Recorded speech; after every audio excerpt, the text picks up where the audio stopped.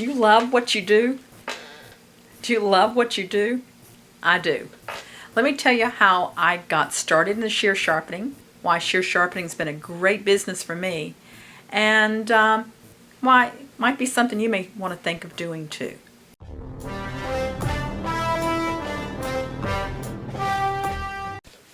If this is your first time on my channel, I'm Bonnie Megowan. I'm the owner of Bonika Shears. I've been sharpening for 30 years and I love to teach. Please subscribe, ring the bell, ask questions, put comments in there because that's why I make videos. I like to answer questions. And that's why a lot of people have asked me, well, how did you get into sharpening? And it helps them know whether this is the type of business for them. I didn't get into sharpening shears because it makes me a lot of money. It does all right. Sharpening is a good income, and don't get me wrong with that. It's not a get rich overnight, but it's something you go out with nothing in your pocket in the morning and you have money in your pocket coming home. So it's a daily paycheck whenever you're out working. In fact, the business I was in before I started this business, I made much more back then. I teach sharpening not because I make more money teaching than I do sharpening. I teach because that's really who I am. I started out, my story is a school teacher. And as I talk, I'm going to scroll across the screen at the bottom all the different types of backgrounds that I've met, that people have come either for training or trained with other people that have become shear sharpeners. So you just see if your career that you have goes across there. But I used to be a high school science teacher and I enjoy teaching. I didn't necessarily enjoy babysitting teenagers that didn't want to be in the room. So a couple of different things I did. I was in advertising sales. I ended up handling the advertising for a knife warehouse.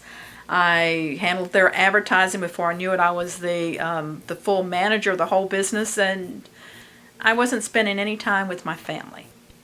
And the main reason I sharpen back then and even today is family.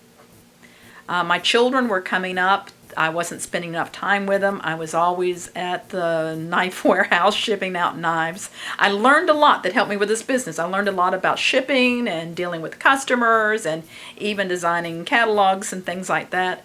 But I had no time to spend with my two daughters. So I started praying about what God wanted me to do because I knew I wasn't where He wanted me to be. So after I started praying, one of my customers who was buying a lot of sharpening stones and things like that, I talked to him and found out that he was sharpening shears for salons. Well, that kind of resonated with me. And I was thinking, maybe that's what God's speaking to me. But before I talked to him, I'd already given my notice. So I gave my notice first. That was quite scary. As I said, I was making a very good income, but I knew this was not where I needed to be.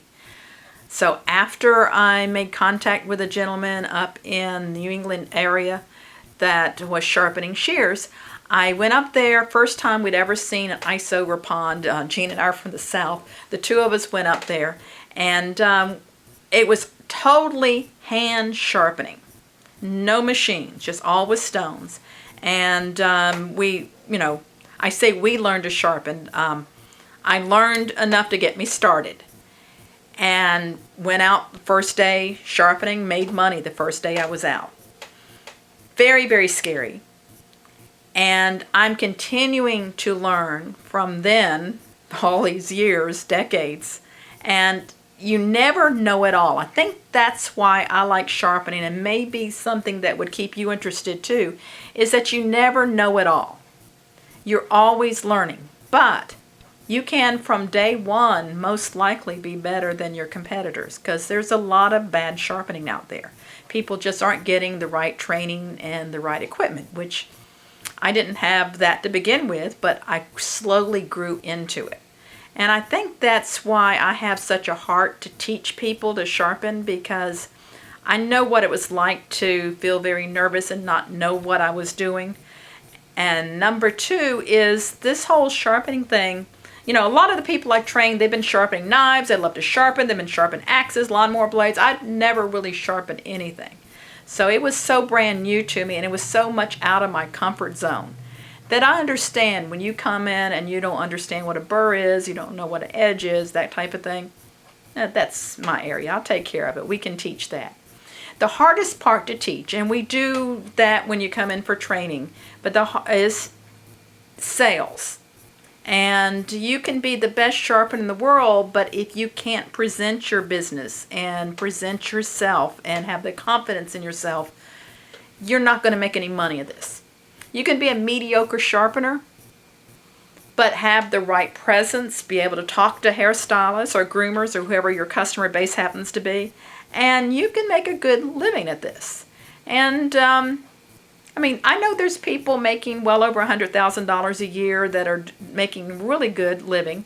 It sort of depends on, well, it depends partly on your area, but not that much. It depends on how many hours you're working, if you're willing to get out there and do it. It depends on if you're priced right. You don't want to price yourself too low, because if your sharpening prices are too low, they think you don't have the right equipment or the right training.